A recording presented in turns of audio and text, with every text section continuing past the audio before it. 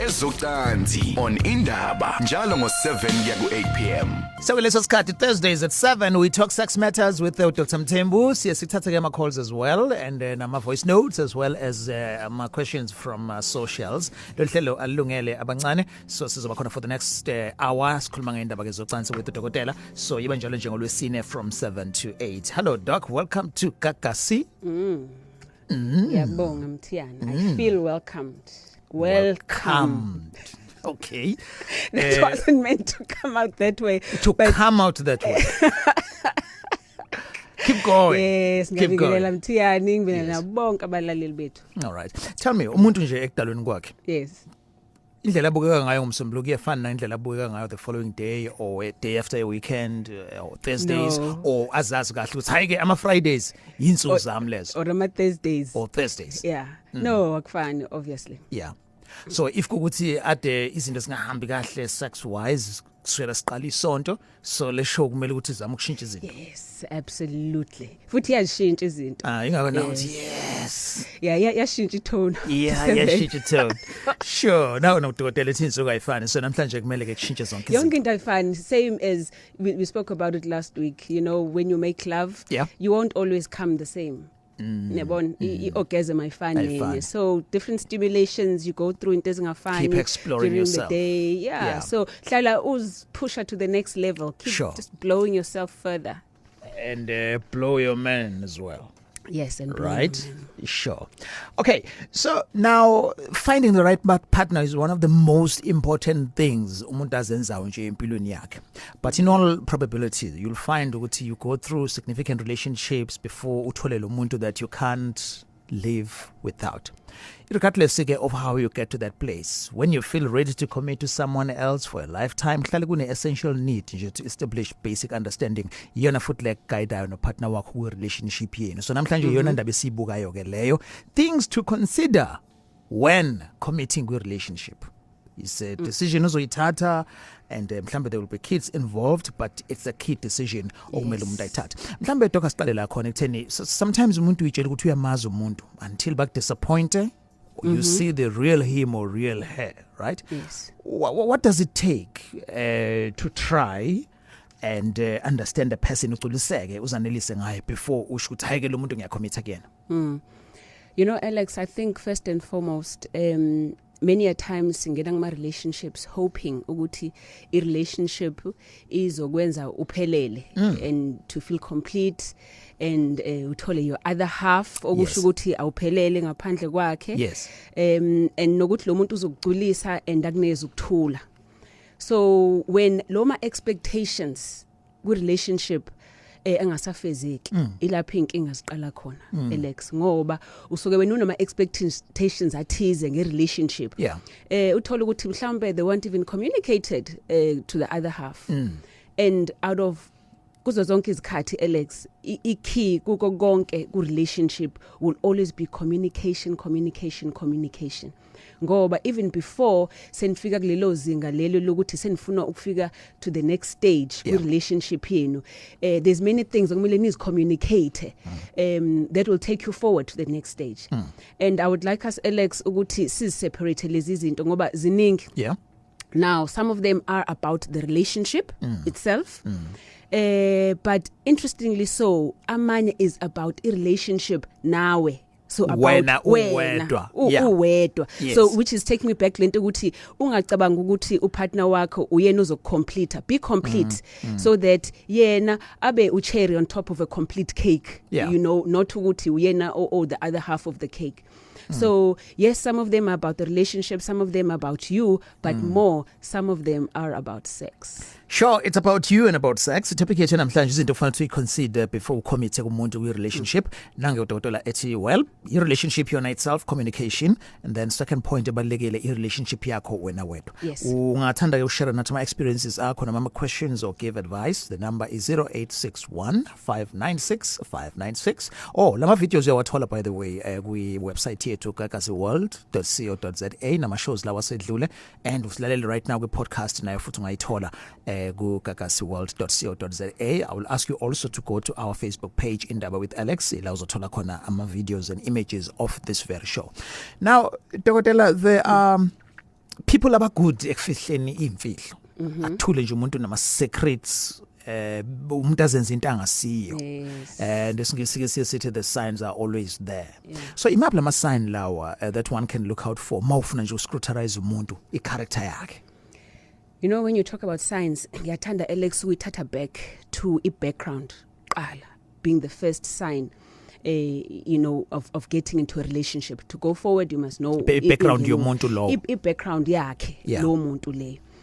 For instance Alex uyazi ukuthi you know when I do couples therapies uthola ukuthi abantu bayathandana yes but uthi masungena ku background undlela akhule ngayo lo nendlela akhule ngayo umuntu ubone ukuthi no sebeshayiswa into ye background manje for instance uthola ukuthi let's say mhlambe lo wesilisa umkhaya lo uphuma endaleni eRichmond ukhulele emakhaya ukhulele isikhaya uexpect ukuthi umuntu wesifazana a behave a certain way nangendlela I-background yakhe yamfundisa ngayo bona abantu besifazana bakubo njalo njalo uthola ukuthi usisi mhlambe whether model C ukhulele lokishini where women are now taught to be assertive ukuthi umuntu wesifazane khuluma state your point mphikise you know be strong mbheke emahlweni umtshele lento oyicabangayo and that is upbringing yentombazane ngoba yena ubona ukuthi kumele azimele njengomuntu wesifazane akhulume kanti kulo wesilisa ukubona lokho as being disrespectful ukuthi akangilaleli noma ngimtshela into ethize akangilaleli ukubona nginyaka ukuthi futhi akamhloniphi kanti bageja ngentweni ezingafani I-background yabayifani because lo uphuma emakhaya uexpect umuntu wesifazane behave certain way and lo wesifazane obviously into leyo ngeke abantu bakwazi ukuthi bay understand and accomplish ngelanga elilodwa noma ukuthi well the first month in this relationship asifunde about each other's backgrounds of course it can't be like that so how do you do it then? Alex, I think also it's a matter of knowing umuntu. That is why find I-background yakho ukuthi ukhule kanjani so that izinto ofanele izikhulume leyo nama expectations ukuthi uma sesishadile mina ngizo expecta lokho ngizo expect ukuthi ungaligqoka ibhlue in public ngizo expect ukuthi unqwaze for instance ngizo expect ukuthi ungiphekele you know the woman izothi nami ngiyasebenza kufanele una ufike eqala ufake irice ngifike suphekile nawe so there's certain things okufanele ukwazi ukuthi nizikhulume beforehand. Now while ngikhuluma nge-background Alex ngiyafuna futhi ungena kule it's part of i-background i-baggage you know omunye umuntu othola ukuthi uhamba nayo uthola ukuthi different stages of life ukhona onama different responsibilities uthola mhlambe umfana uzitshela ukuthi at this stage ngisafuna ukwakhe ekhaya ngenzele uma ukuthi nokuthi and uthole the lady usezitsheleni ukuthi we've been together for 5 years manje sekufuneka ngabe songicelile ini useqala nokuperforma futhi naye ngoba uyabona ukuthi awubonisi ukuthi uyakuphi na again communication would be the key. Again ukuza kumama umfana another key thing okufanele ikhulume even before ningene emshadweni ukuthi uma what is the relation noma if kuukuthi sothi maseshadile ngisazokwakhela uma ekhaya ngisazoqhubeka ngisupporte uma ekhaya akube into esikhuluma manje so that if evuma umkakho umuntu ozokhomitha nayo akasakwazi ukushintshela somewhere down the line uma kunemali oyisekhaya ukuthi bangivele ngikutshelile ukuthi mina no surprises ngifuna ukwenza lento nguma Another one Alex engicabanga mhlambe le we need to even make it a topic on its own ingane ezalule ngaphandle kwale relationship yenu that is very important Alex ukuthi nikhulumisana ngayo leyo because ingane eningazali nobabili ezikona kule relationship yenu lezo ngane will always be a stigma because number one kumele nikhulume ngazo ukuthi uma kuukuthi nina senithatha the next step of moving forward what happens to them zizohlala noma wazo uzohlala nobaba wazo uzohlala noma wenu nogogo zizohlala nani so that is something esenikhulumile ukuthi this is how we're going to relate ngengane zethu zangaphandle who talks to ama exes ubaba walengane noma wengane you know how do you talk to ubaba walengane you know do you say ukuthi okay has to ubaba wengane ingane mikene nikhulume mhlawumbe ingane yagula whatever ni SMSelana usend uWhatsApp abanye abantu bathi WhatsApp is very personal ukuthi ukhulume no ex wakho ngo WhatsApp for instance uyamfonela uthi ubaba wengane akafonela uma wakho ukushiya message so those are all the things okumele nizikhulume You know, if your ngane ikhona ilanani uba udiscipline kanjani? Who disciplines? Do I wait ngikutshele sesiso babili yenza ukuthi ngidelelile udiscipline wena? Do I discipline myself? So izinto okumele zikhulunywe lezo. Isikhathi sise right and I agree with you ukuthi we can make this kube a topic nje on its own. Sabona masona kusijoyina namhlanje siku sex indaba lihlelo walilungela abantu abayizingane. Sikhuluma nawo ngendaba yezinto okufanele uyibheke before you commit kwi relationship. It's already 1920. Check ukuthi isikhathi sigijima kanjani. Ane family baggage relationship kusazongena nasema finances ethu usazokhuluyela ngendaba yokuthi isiphi isikhathi is right for me to disclose if kuthi khona ama medical conditions umuntu wami kumele ukuthi awazi. Asathu anonymous very lemo kwindaba sabona? Yebo Alex unjani bhuti? Is right wena? Ngiyaphila ngibingelela noDokotela uMthembu la. Yebo baba. Yebo inkinga yami iyodwa la Dokotela khona usisengithandana naye una 28 years mina ngina 32. Unengane ezu3 manje inkinga akafuni isikhulume ngokuthi obabazo lezi ingane ziyanini ingxabano nabangani nazo and mina nginengane wesiphathi lento siyangi-affecta nami because ngicabanga ukuthi mangathiwa ngiba nengane naye kuzokwenzakalani ngami so njengamanje sengicala nokungamthandi because senginokum-avoida kodwa ngiyangithanda kakhulu manje lento iyangidla kakhulu ungisize lapho Dokotela. Right. Yeah. Yazi anonymous lento bhekene nayo especially njengendoda. Now indoda generally indoda ifuna ukubona you know ama seeds ayo. And I've had patients who told ukuthi ethi ngiyasebenza but angifuni ukuthi imali zami zigcine zidliwa you know ingane zenye indoda so to speak, but uyamthanda lo upartner wakho and that is what is important. If ekutreata kahle, that is what is important. So kubalekile ukuthi wena ukhulumisane naye ngengane. Now one of the things engisazongena kuzona ukubaleka ukukhuluma ngama past relationships kwi relationship osuku kuyona because that helps ukuthi kungabi khona into esifihlakele nge relationship lo wadlula kuyona and futhi nokwenza sure ukuthi lo muntu akekho stuck in the past relationship. Now abanye abantu especially omama baba nokusaba ukukhuluma ngo-ex babo ngoba uthola ukuthi mhlawumbe wahetheka akafuni ukukhuluma ngento ezamhetha kodwa kubalekile lokho uma kuukuthi bhuti singena ku relationship yokuthi kwawena sidunga imizwa yakho. So kubalekile ukuthi uhlale phansi wena ukhulumisane nayo ngengane nibe neplan and wazi ukuthi mhlawumbe ubaba wengane uyasupporta yini lezo ngane so that nawe uyazi indima okumele uyidlale within lezo ngane ngoba if usumthatha umshada then ingane zakho lezo. So knowing a relationship yakhe nobaba wengane is going to be very important and njengoba ikuphethe kabi mina ngithi khulumisana naye uyindlale phansi ama concerns akho. But more ngifuna ukwazi kuwena bhuti if umshada wena uzimiseleni ngengane zakhe uzimisela ukuthi uzithathe zibe zakho nyoma ubungathanda ukuthi ingane zakhe zikhuliswe abantu bakubo? No mina nginankinga nawe uyazi ingane ngiyayithanda kodwa bengithanda ukuthi zikhule ziyazi i-background yazo because egcineni angifuni kube nekhona into ezoba imfihlo kuzona ngoba vele already lezo indaba sengibiza ngomalume kuyimanje. Okay. Yes, and I think that is very good even nakuyena. In fact lento yenzayo wena anonymous into enhle kakhulu ukuthi ngoba ingane iyadinga ukuthi yazi inkaba yayo, ingane iyadinga ukuthi imazi ubaba wayo. So khulumisana nayo sisi umenze aware lokho ukuthi ingane zakhe uzireject uyazithanda but kubalekile ukuthi nazi ingane zibazi uyise. Ayixoxe leyo ndaba. Siyabonga anonymous. Asiyeka Soyimane, we have another anonymous. Ukindaba ekakaseni sabona? Hi anonymous, siyakumukela. Yeah. Okay, sishawe network sisi ungamuva kancane la ukhona. Hello. Yeah, no, it's okay. Sizobuyela again. Shame network ngalesi sikhathi. This is Kakase Indaba siyabonga nawe emolweni. Sabona siyabonga. Alex. Sure. Ninjani? Shaba kunjani kuwena? Hayi saphila man. Dokotela wami. Yeah. Usaphila mama? Ngiyaphila but right. Nami ngisaphila usiyalo phakathi emolweni mawuthi qanje ngasebenzela kakhona. Okay. Yebo I know ngizama la ngifuna ukulokhoza ukwenza some like yabona mangabe sesontweni justify ukuthi izinto ihamba kanjani kuwe manje ngendlela isimo obuka ngakho. So ke mina ngifuna ukulokhoza ke ukutestify about love sex life because this thing affects what I believe in and what I've discovered is the most crucial thing in relationship. Uyabo.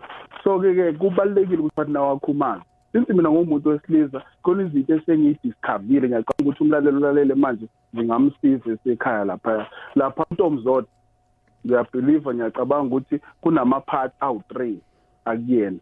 So ke the moment uthinta upartner wakho mazi ukuthi in between these 3 dots anawo lapha na kuNtomzodwa yiphi dot elimjabulisayo and limjabulisa kanjani lela dot, whether ulithinta ulokhuza udlalisa kahle kancane noma ulithinta ulroundisa noma ulokhuza nje ulishashasha. Lapho umuntu esifazana uzokutshela ukuthi baba iyangichaza lento eyenzayo qhubeka. Wena eyiphi part owakho partner ithanda kakhulu? Mina wami uthanda le part le ndawo. Ngoba ngiphinda part le ndawo ekahlale angalokhuza angaqhabi. Ngiyazi ukuthi lapho sesiqala ilokhuza into esiyenzayo yonke mina sekukuthi manje sengineliseka mina nayo selineliseka bese kuthi ke lapho usethola ibhansela ke ukuthi manje sekuqhama okwesibili nokwesithathu. Ibhansela yeah. Okay. Ushile mesaqala wathi kwakhe nje ukunikeza testimony. Yes, all good. right. Yeah, Sure, for all the best. Enjoy yanani. Sure. 3 dots. Okay. Ngizama umlaleli wethu bene network issue earlier on. Anonymous, I'm sure say right manje. Hello. Hello, ninjani? Si right sisi, uyaphila now? Yebo ngiyaphila. Nangu dokotela. Ya udokotela ngine issue mayelana ne-commitment. So ngizothi ngiyisenda abantu ababili abathandanayo, but they have issues in a way ukuthi one can confide kumina, omunye is a bit distant. Kanti the one low can confide kumina is a guy, and ekuleni guy has developed certain feelings okuwukuthi nami as an advisor to their relationship senze ngagcina ngathatha i-relationship yami ngayirelate leyabo and figured ukuthi the guy has lama qualities engiwadingayo mina from my man engawatholi, and he has nami nginaba these qualities akawadingayo in a woman but akangawatholi kumuntu wakhe. So how do I deal with the situation before nje? Yes, wesis when umngani wabani kulabantu boyi2 of the lady or the guy? Ngifisa ukwazi nami. The guy. Buvela umngani with the guy, not of the lady. Yeah, bengizese umngani the guy. Oh, so manje befuna ama advices akho as a friend. As a friend, and nginika honest advices all along, but in a way sekube nalendlela yokuthi sekuna those feelings more than the friendship ehleli ngayo la. Okay, look sis, I think if ukuthi wena uthi naye uguy ufeel the same way, it's time ukuthi noyi2 nihlale phansi nikhulume ngalento okuwukuthi nibhekene nayo noyi2. It's possible ukukhala, it's possible ukuthi kukukhala, and it's possible ukuthi it's real. Now iqiniso la, there's 4 people lana, and there's a possibility ukuthi kuhetheke about2 noma kuhetheke about4. So i-decision yenu is going to be very important ukuthi as adults nqale nikhulume eqala ukuthi this is where we are at, naku sifila kanje about each other, and what do we do? And most importantly, if yena is he willing, ngiyakubona wena su willing ukumyeko wakho partner, yena is he willing na ukushiya owakhe upartner or naye kuukuthi uyakhalela nje because wena you speak all the right things that he wishes upartner wakhe had. Ngizwa kahle dokotela. And what if there are children involved in the situation, like we both are parents but on different relationships, and we're committed both to abantu esinengane nabo? Okay, nawe unengane no partner wakho naye futhi nale no girlfriend wakhe banengane. Yes. Yeah, yabona ke manje you're going to hurt more than 4 people. You know. So, you know sis, I always say ukuthi there comes a stage empilweni when ama responsibilities ethu become more than about thina, especially mase kunengane involved. Uma sekunengane involved kunento wena oyifundisa ingane yakho yentombazane ngezenzo zakho. Yeah. And mhlawumbe awusakwazi ukuzisave wena kwi marriage yakho lukhona manje, but save yena ndodakazi yakho for being a specific kind of a woman later on in life ngoba amantombazana akopisho nina always. So uma wena ubonisa untengantenga kwi relationship yakho manje and ingane yakho gets affected by that, leyo trauma iyomenza yena a choose exactly the same kind of situation empilweni yakhe one day. Hayi ngiyabonga ngicabangile kahle. Okay. Sisi, good luck. Sure. Indaba ke njengalezi ezikhona. Edoda like sithi khuluma la ngendaba yelo because yema relationships now that isikhuluma ngokuthi iziphi izinto kumele uyibheke kumuntu before ucommit. Indaba yemali enye izinto lezo ezingenza ngempela abantu even ngeke kwi relationship esuke isivele iphila but indaba yemali kwabanye iyaba inkinga. So uqala kanjani? Uzoqala ukubheka mhlambe indlela aphatha ngayo yakhe imali or mhlawumbe uyambona ukuthi hayi lo muntu is after imali. Ngibuza because on Facebook la ukhona umnyumlaleli obuzayo la iquestion ukuthi what do you do ngizoyifunda nje ngoba injalo if upartner wakho umnika konke okusothandweni kodwa yena ufuna ukuse bank ngabe leyo relationship yaphambili or not umlaleli kwasokhulu. Okay, ngizoy answer in twofold leyo Alex. The first thing ukhuluma ngemali is very important before ungena into a relationship stable or commitment. Number one, kufanele wazi izikweleti zakhe lo munye umuntu naye akutshele zakhe so that if sengena ku relationship eyodwa no two so uyazazi izikweleti zakhe ukuthi ziyini nayo uyazazi ezakho. Ningathi sengenile emshadweni kanti lo muntu owisha ama million endaweni kade umbone right kanti akekho right. Not that money is that important ku relationship but it matters. Also sengenile ku relationship very important khulumani ngama expenses ukuthi who pays for what. You know, and futhi decide beforehand before ningena lapho ukuthi am I gonna know ukuthi uhola malini uzonginikeza i pay slip yakho or not. Into fanele izikhuluma. Yeah. Uzokhokhelana endlini. Are you going to have a joint bank account? Are you going to have a joint bank account? Yes. Uzokhokhelana endlini, igrosa, ukudla, izingane esikoleni. Kungagcini later kube khona sethi koqala ngimenzela yonke into mina okhokha endlini mina owenza ini kanti anzange nikhuluma ngasekuqaleni wena uzibona ngathi wenza extra over kanti yena mhlawumbe ubona ngathi wenza into ekufanele njengabe uyayenza. Uyabona? But ngifuna ukuyalana ke Alex more. In a relationship, there is different ways. You need to know how you want to be loved. Good relationship. Funele, that's profound. Yes. You need to know how you want to be loved. Leyo singene kuwena ke manje in you ukuthi you need to know wena how do you enjoy being loved. Okay? Kunabantu abafuna ukuboniswa ukuthi bayathandwa ngokuthi bathengelwe izinto. For instance, sengiya ku Facebook lo kade commentile. Kunabantu abafuna ukuboniswa ngokuthi bathengelwe izinto abona ukuthi ngiyathanda. Kukhona omunye ofuna amazwi ukutshelwa ukuthi ngiyakuthanda. I can't live without you. Umuhle, I appreciate you. Zonke lento is right. So words are more important kuyena than izipho. Yes. You know, omunye uzofuna isikhathi sakho Alex. You know, omunye uzothi mina nje spend isikhathi sami nami wangikhipha sengima move sahlala so yi2 weekend yonke singaboni umuntu engakhulumi namuntu. You know, indlela mina engithanda ukuthandwa ngayo. Uyabona? Omunye uzothi mina ngifuna ukuthandwa ngokuthinta. That is the way ngazi ngayo ukuthi umuntu uyangithanda ngokuthi akangithinte. You know, mesambe mgaqweni angibamba isandla. Nyoma sikuphi angibamba isandla angithinte angikhise in public. That is another way. Kanti komunye ngeke azakuthande lokho. Okay, so ingena kuma senses sometimes. Yes, very important to find out for yourself first. So that uzokwazi ukumtrainer umteacher partner wakhe ukuthi how do you want to be loved? Yes. All right, Indaba kakasini lehlelo is not suitable for abantwana so sikhuluma ngeindaba zokubheka ama signs before umuntu commit naye. Kenze what discover sekulate sokuthi mhlawumbe sekwenziwe i-commitment soku husband and wife and then you discover izinto kwakade khona ama signs earlier but you ignored them. Yes. Alex, that is why one of the fundamental things with relationship is to compromise. You know, ngiyazi ukuthi esizulwini hlala kuthiwa bekezela but I relationship once usongenile kuyona no two it stops being about mina but about thina. Kube khona into ezithize Alex uzofuna ngathi uzidedele for the sake of the relationship ukuthi iqhubeke. Sometimes you don't have to be right.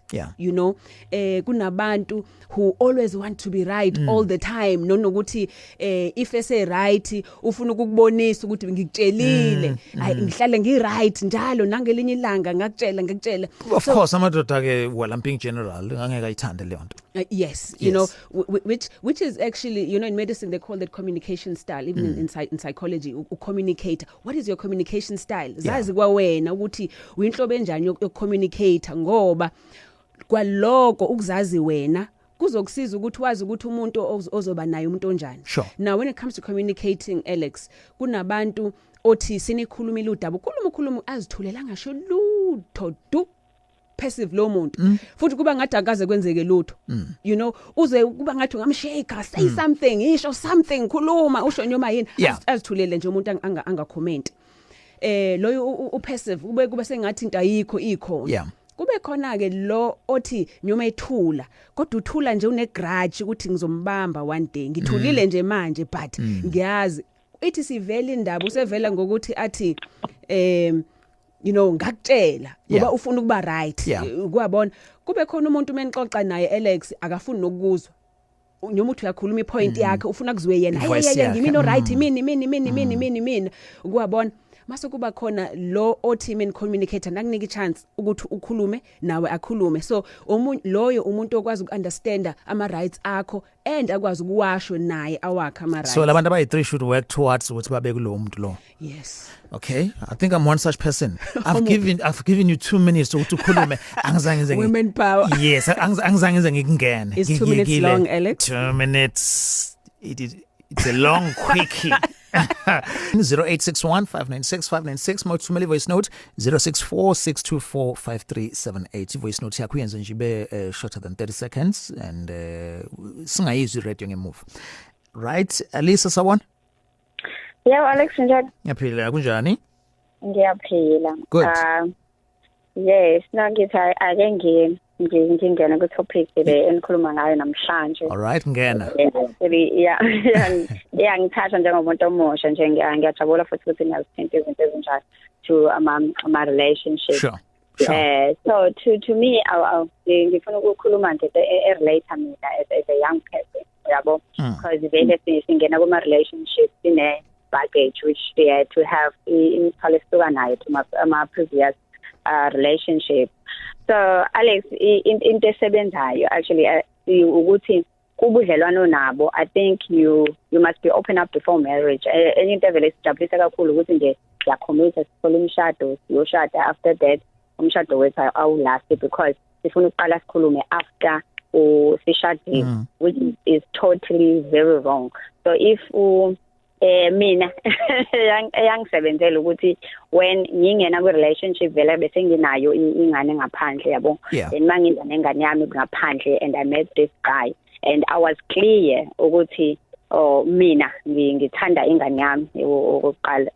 she have me because the father passed so umyeni wami if efuna mina gedwa angikwazi ukushinga ingane yami yabo if efuna mina nengane yami then we will work it out ukuthi sisebenza kanjani no I don't need financial assistance actually kuyona and kuyena uthandweni I cannot block yena akanayo yakhe ingane ayithola before nihlangana no akanayo akazange abe nayo but ngathi angimblock ukuthi ufuna ini but if futhi yena engekho happy with that so angamove on ayothola omunye okay adukhuluma indaba yezingane nango Ashla anonymous dog ukuthi why communicate emsebenzela why communicate nje before uqalwe ukuthi mawuthanda mina uzothanda ingane yami very important ngoba kuthi usethathe istand Elisa so ubhuti it's a matter of take it or leave it ngimina okay thank you sis siyabonga kakhulu ngale information all the best with relationship yakho siyabonga kakhulu sek anonymous Hammersdale anonymous windaba yebo sawenzani but Alex sikhona kunjani saphila nami mina but Alex nginombuzo ehlukile nje ngikwi relationship nomuntu osisa mina angisi naveni ngingena ku relationship naye angisingile yena ngesikhathi ngiqala ukungena ku relationship naye wathi it's a long story intazama wengane so kodwa uma communicator the only time we communicate is when ezongifonela afuna nemvakashela manje angazi noma ukuthi fanele ngihlale kulo relationship noma uphume because the only time we communicate is when fanele mina ngivakashele yini for sex yeah obvious okay manje usa involved noma wengane yeah usa involved noma wengane but it's a long story communicate and when fanele ngivakashele and we communicate but nami ngaqina because bekuyimina ngiqala conversation ngaqina nami siyekile sorry bekuwena uqala conversation wagcina usuyekile bekuyilokho nje kuyimina ngiqala conversation ngaqina sengiyekile nami because ngaqala conversation so mongamfonelanga then akakufoneli nawe yeah Okay, advice, Doc? Look, I just think usisi she needs to value herself. Obviously, Mr. Agam valuishi even nesikhathi sakhe. But obviously he values untomzodwa wakhe, you know.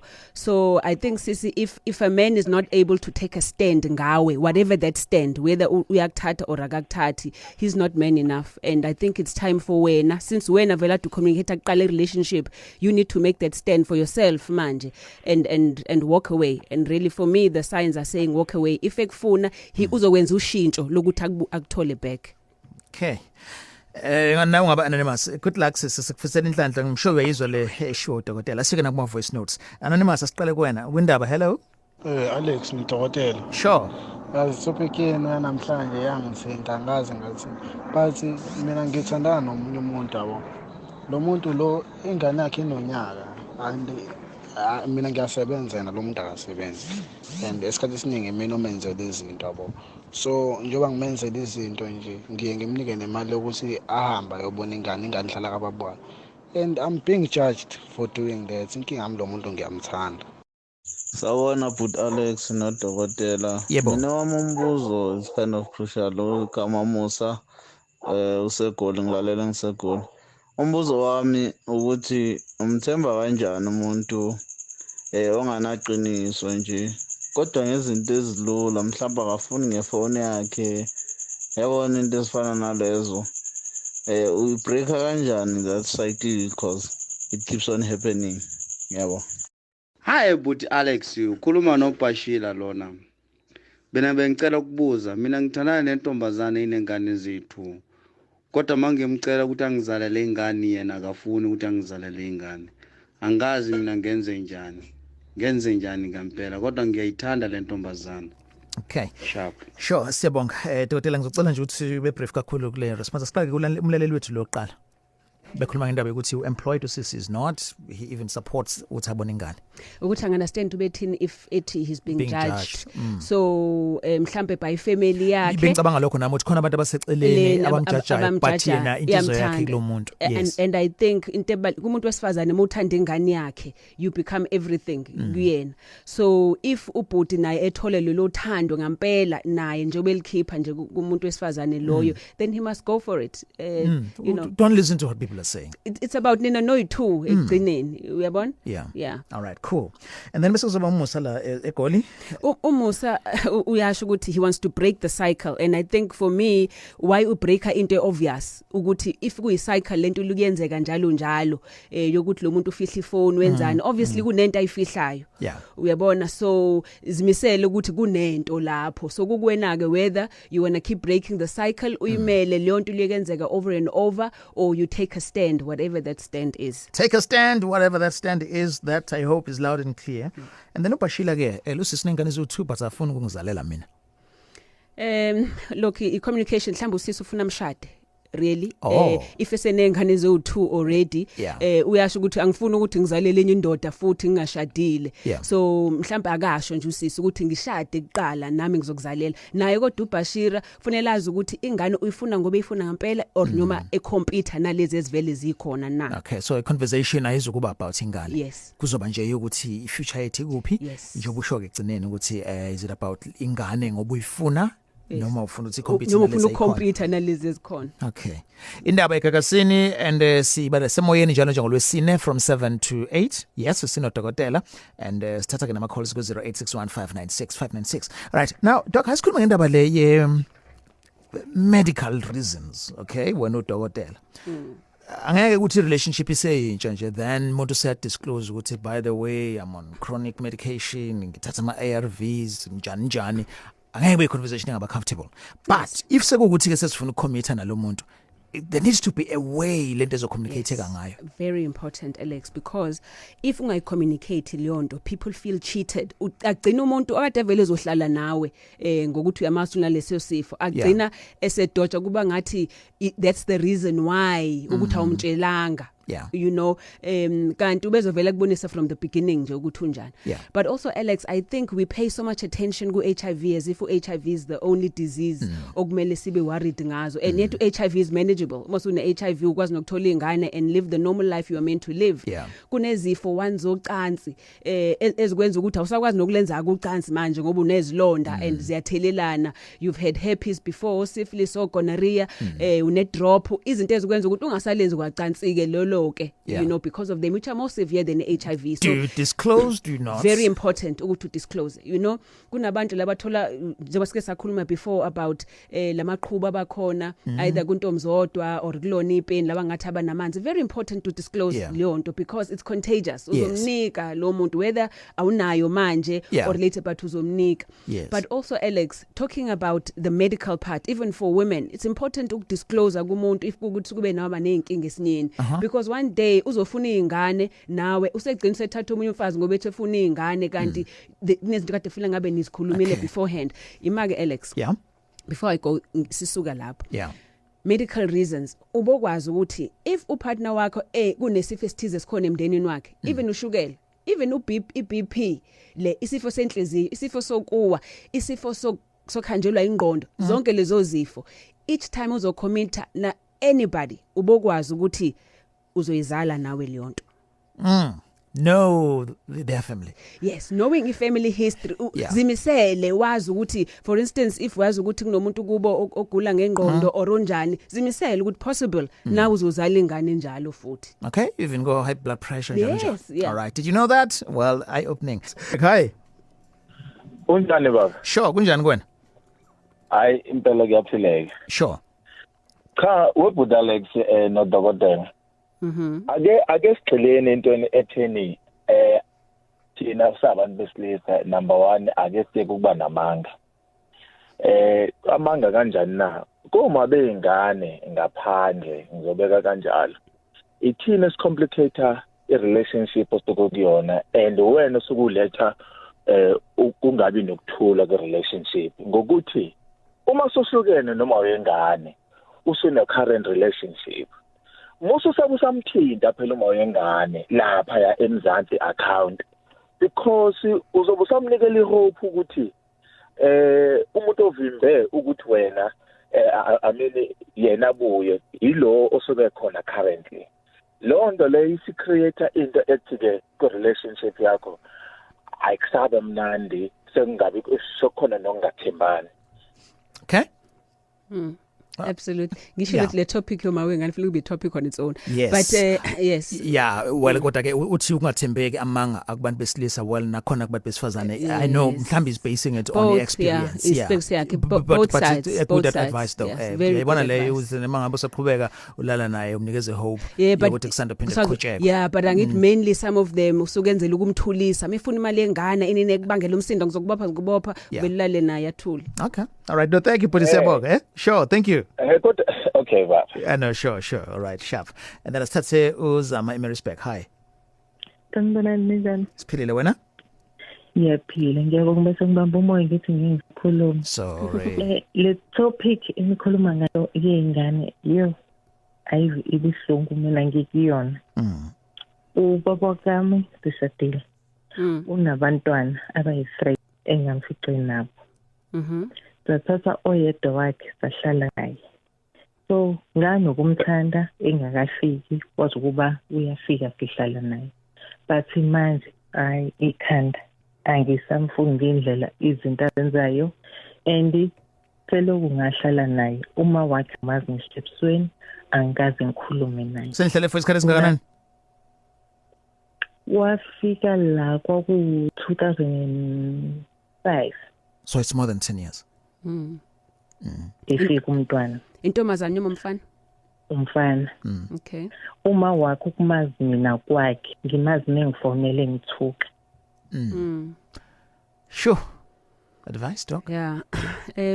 Look Alex, again ngifuna sikhulume le topic iyodwa so that we go through the different scenarios nokuthi kusuke kubangwa yini ukwenze njalo.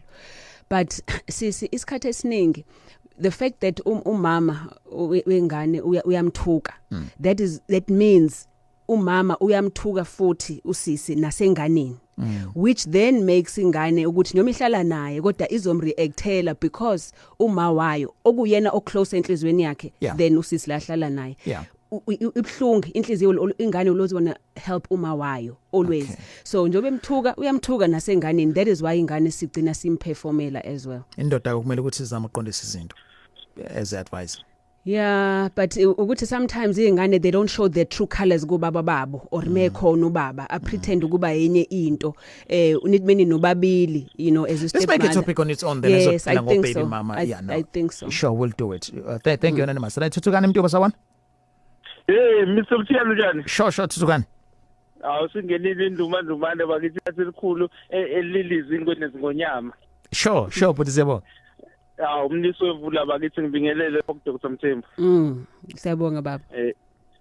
Speaking umnisi wevula. Okay, no asenze sorry mfethu mayishowa isikhathi yabo. So ngiyabona ukuthi masiqala manje ngeke sikwazi ukuyigoqa. All right? Dr. Asirephe aphi indaba yethu. Asikwazi ukukhuluma ngerelationship ecommitteewe ngaphandle kokukhuluma ngendaba ye sex. Just give us the example eyodwa nje on how sex should be as inkomba ukuthi into izosebenza or not. Look Alex, I think ngizoyiphuthuma nje leyo it's important to talk about your past experiences with sex ngoba some of them are very fundamental I won't but for instance if uke wadlwe ngulwa for instance it's very important to talk about it ngoba uzogcina sokunama behaviors athizo ozwakhiphela ku partner wakho. Talk about your fantasies, your sexual fantasies, yini ozikhalelayo, yini ozithandayo. Angathi senishadile la sukhipha iswebhu umuntu usuyamshaya kanti akazi ukuthi those are the kind that's inhlobo ye sex oyithandayo. Sex toys. So it's important to talk about those things. Ama sports akho, which are the sports ukuthi wona wa enjoyayo. And of course talk about cheating, very important. Ngoba kubantu abangafani Alex, cheating means different things. Omunye uzothi ukuthi phone yakho uyayifihla that's cheating. Ukuthi khona khuluma no ex phone that's cheating. Omunye ukulala. So talk about into ebalekile ukuthi khuluma ngazo lezo zinto within the relationship. And then talk about also frequency ye sex ukuthi ngoba no use when u expect umna senishadile nizolala once a month kanti umunye expect ukuthi senzolala 5 times a day. Yes. So xoxeke nje openly mhlawumbe isikhathi singaba right to talk about it ingesikhathi sayo ngaleso sikhathi even before excited about it ukuthi mase sishadile sikhumbule njalo ukuthi singashintshi kanje nesenze kanje njalo uyabona ungithintelana compliments. Yes, sure. All right, nice one. Siyabonga kakhulu namhlanje naku notice ukuthi besikhuluma more the psychological part of a relationship and but will always be physical with sex. Siyabonga kakhulu doc awusinikeze ama numbers akho Medilution in number 031-765-8475 WhatsApp 061-4622-945 unenkinga zabesifazane zesilisa your skin isikhumba iheadache uzosithola Medilution eHillcrest. All right, Dr. Mthembu guest namhlanje Alex Mthiyane indaba be producer Mr. Mabaso Mfundo sibeka lana ke namhlanje wena suku lumnandi.